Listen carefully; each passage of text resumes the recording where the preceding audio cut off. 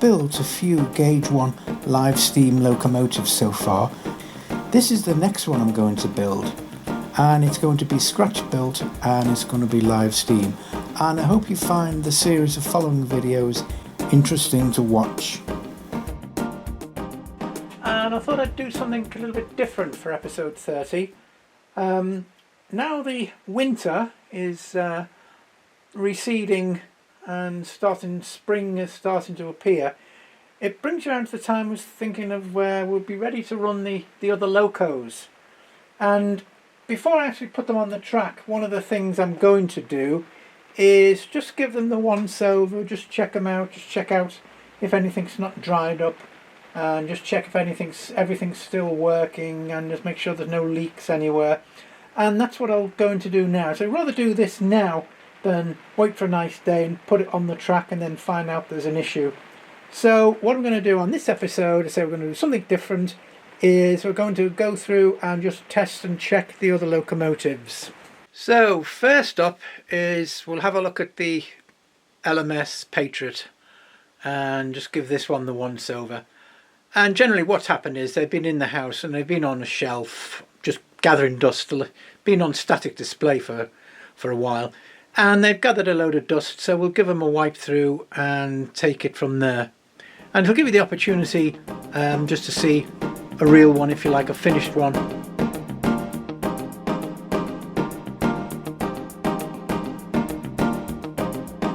Okay, so first off, so I'll just give it a little rub down, get rid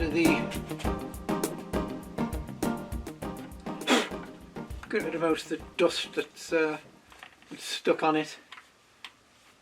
The dust tends to stick to it because there's a thin film of grease on this from the running from last year. So I'll just give that a wipe down. This one isn't too bad in terms of the dust where it's been kept. A couple of the others have been kept somewhere else and they've picked up a lot more dust. So that's not too bad. So as you can see, we're on our rolling road, and this is like a universal rolling road. I've made it adjustable to take any size locomotive that we come across.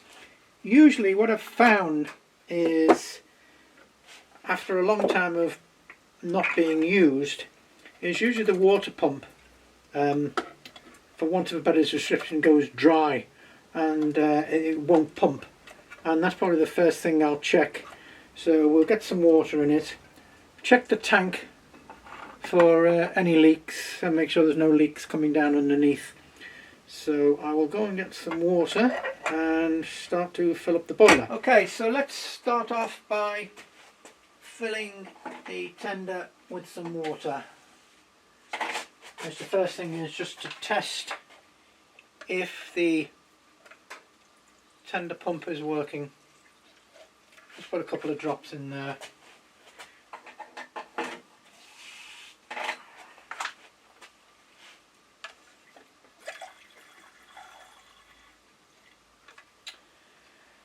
Okay, and I've got the blower closed. The plan is that when I start to fill this up, it will fill the boiler right to the brim and squirt a little jet out the top. But let's start pumping.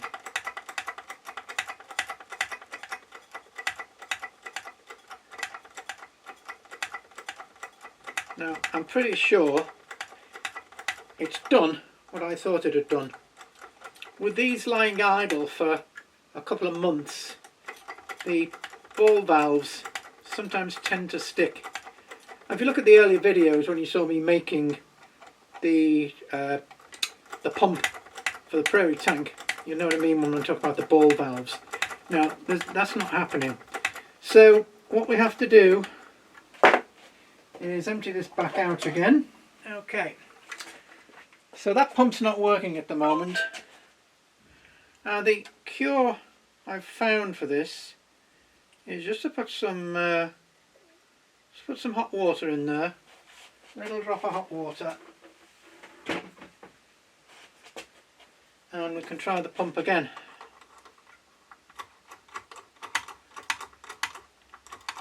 I can tell, I'm pretty sure, yeah, that's working now. I can feel some resistance. So this has saved me a little job. If I'd been out on the track and suddenly had this problem, I wouldn't have been able to fill the boiler. So that pump's working. And we're putting some hot water in there, some warm water, so that's fine. So we can carry on pumping away, filling this up. What you should eventually see, there'll be a little jet of water should come out of here. This is quite a large boiler, so it will take some filling.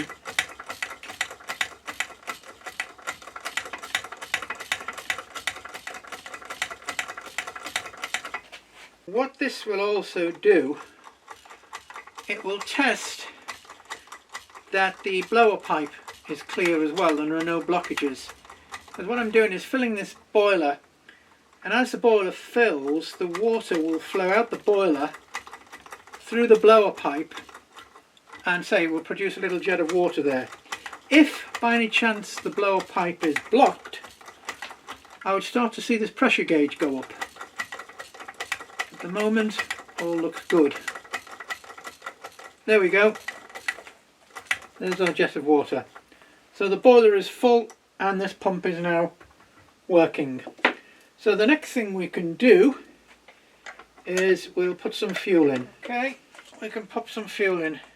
This tank holds about 120 ml, which is 2 of these. So I won't quite fill it to the brim. Put a little drop more in, I suspect, and drop this in. Now also, as a point of warning here, you notice that the fuel is blue. Now when I buy this is bioethanol I'm using, and it comes perfectly clear. And I can't overemphasize the need that you need to put a dye. You need to put a dye in this to make sure you can see it, because the last thing you want to do is mistake this for water. There have been some very bad accidents in the past where suddenly there's a trackside fire and people grab what they think is a bottle of water and throw it over the fire, and the next thing is you've got a big whoosh of flames. So you cannot overemphasize to put a dye, a food dye.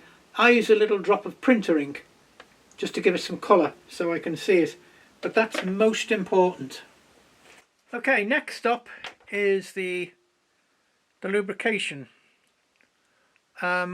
On the Prairie tank build, we've not really touched that yet, and that's probably one of the last things I'll be doing. But they all have to have some form of oil lubrication coming from somewhere for the cylinders to steam oil in. On this particular locomotive, the reservoir, the tank, as you probably figured out, is kept here, just in the front. We'll lift this panel off, and we need a little screw in there that I need to unscrew. I've got a long reach Allen key, so that reaches down inside the head pretty good. So take that off.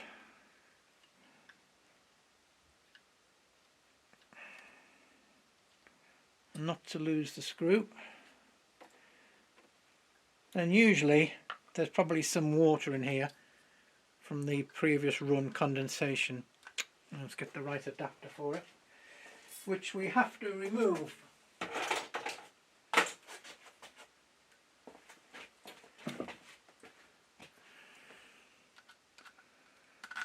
take this little drop. There may or may not be water in there. Yeah, there was a little drop. Okay, so the reservoir for the oil is empty, ready to put our lubricating oil in. This is steam oil that will mix with the steam. I'll explain a little bit more about oil lubricators when we get near to it on the Prairie tank build. Let's put some oil in. There we go, put some oil in there. Oops, more than enough. I'll drop the screw back in.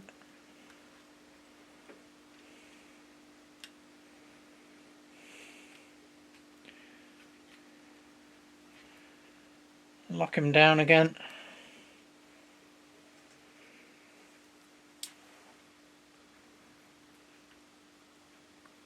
Turn the needle valve on and let the fuel flow. Check underneath what's going on.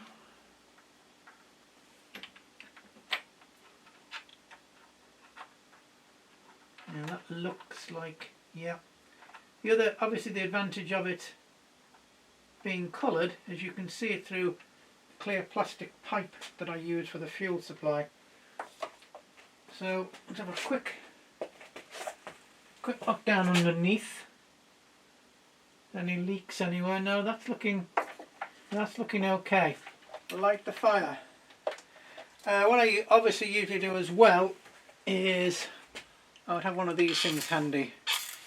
I've also got a large bucket of water, so we can put a little drop of fuel on there. Now I mentioned, I think in the builds, that you have to have an extractor fan on here to draw the fire, otherwise you won't get anything at all. So that fan fits on there, so we can start this fan up.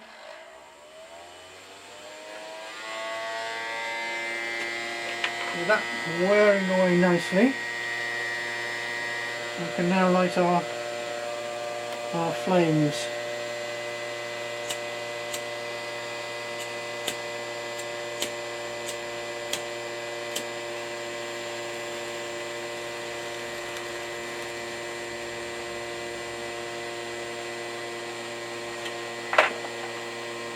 Bit of a false start there. Again.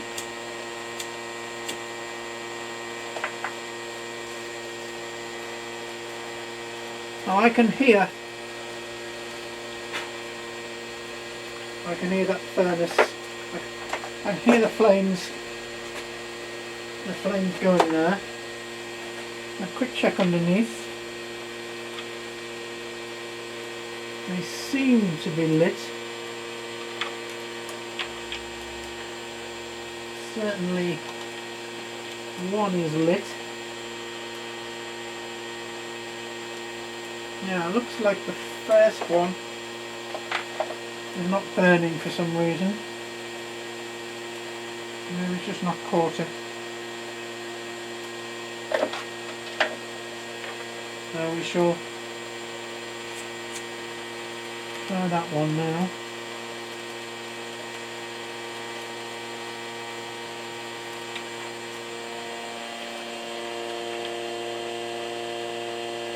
Ah, it's lit now.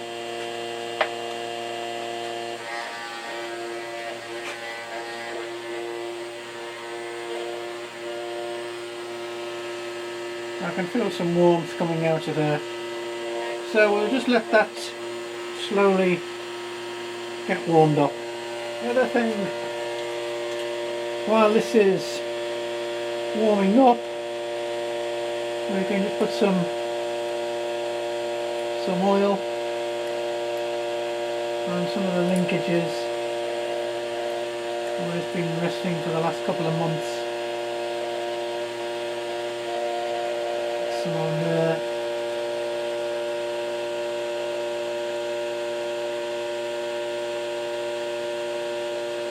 I'll quickly do the other side if I can reach it properly.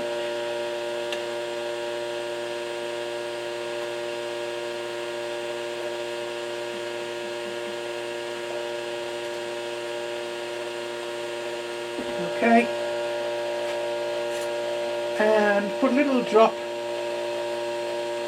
just on the safety valve, just keep that so the spring doesn't get too dry.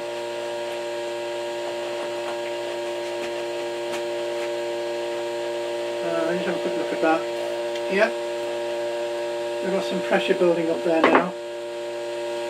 Just bring the camera down and you'll see, you should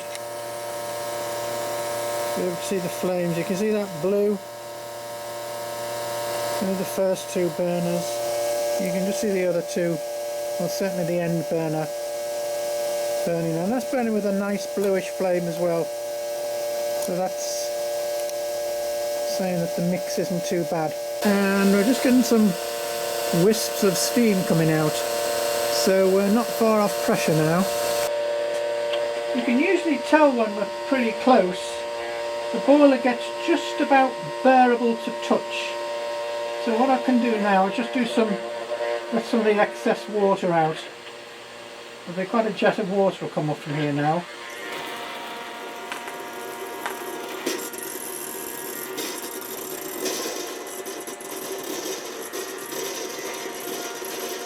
And that's blowing off enough that we can run on the blower. So we can come up to our pressure now.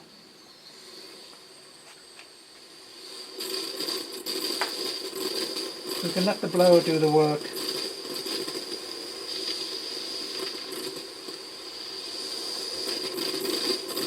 It's also just blowing off the excess water as well. So we'll let that simmer now for a couple of minutes to get up to our working pressure.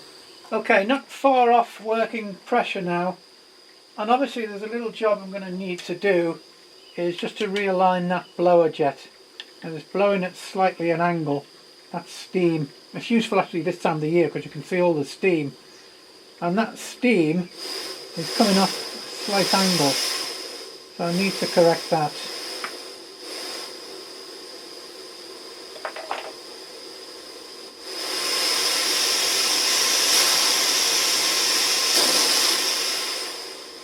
So we can, let's see if it'll turn over. Little bit, just a little bit blowing on there, and we can start to warm through. Okay.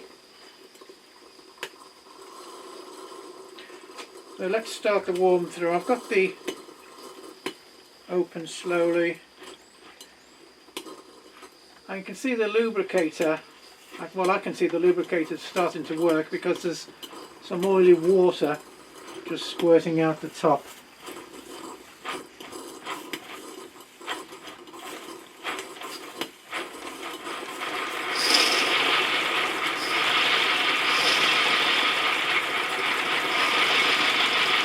There we go.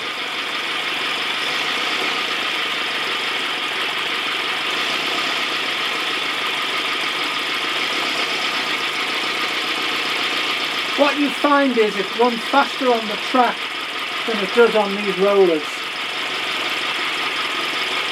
So that's just a good indicator of how it runs.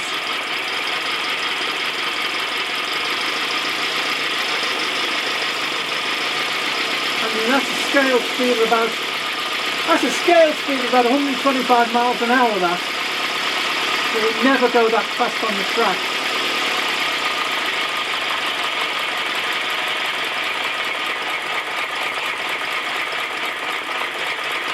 That's probably running speed. That's a nice speed.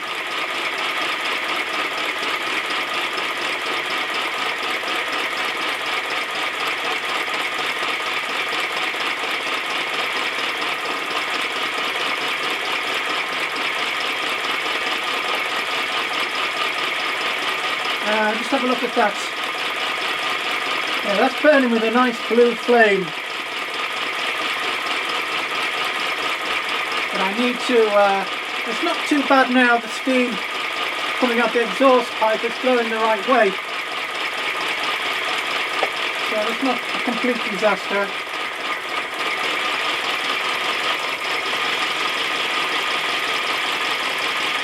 Okay. Now that looks like that will run okay. So we can just let that have a simmer there.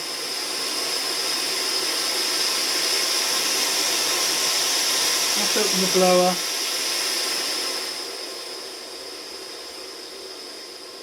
So we just let it have a simmer. What I will do is test the safety valves. So I'm just going to let it build up pressure again. It'll take a minute or so to do that.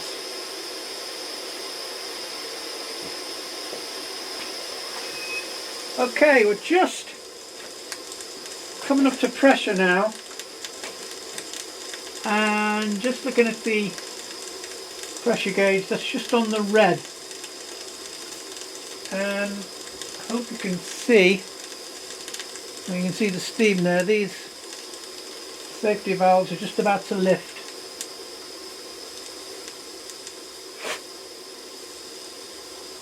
They're just about to go. In fact, they're just blowing off gently now. Pressure's just on 70. So let's just give them that. There we go. Just lifting off. Give you a nice view of the. There you can see the safety valve just lifting now. And that's just keeping us at 70 pounds, our working pressure. So that's looking okay. Yeah, bang on 70. And just one of the valves is just blowing off. That one might need a little tweak.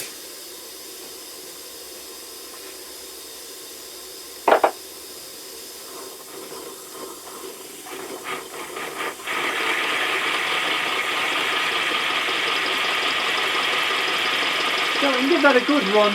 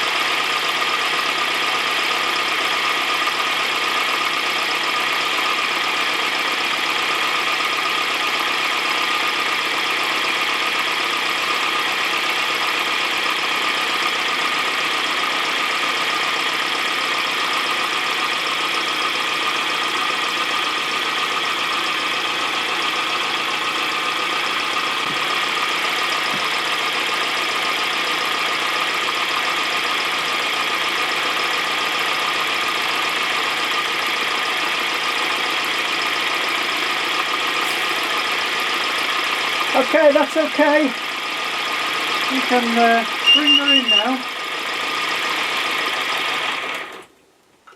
Keep that running there. Switch the fuel off. And that's my carbon monoxide detector gone off. Even though I've got the garage door open. I have to put it outside.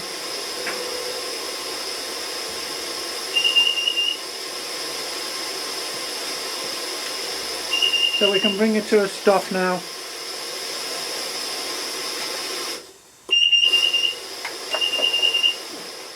That's it, it's just cooling down.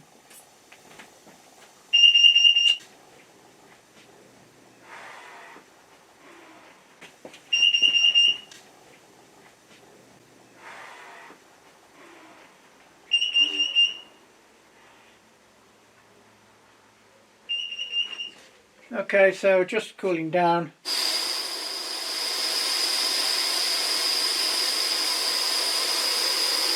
Just let off the steam. And this is what I'll do with the other locomotives. Put them on the ramp, put it on the rolling road, and just do a test. See, all is still in working order from last year.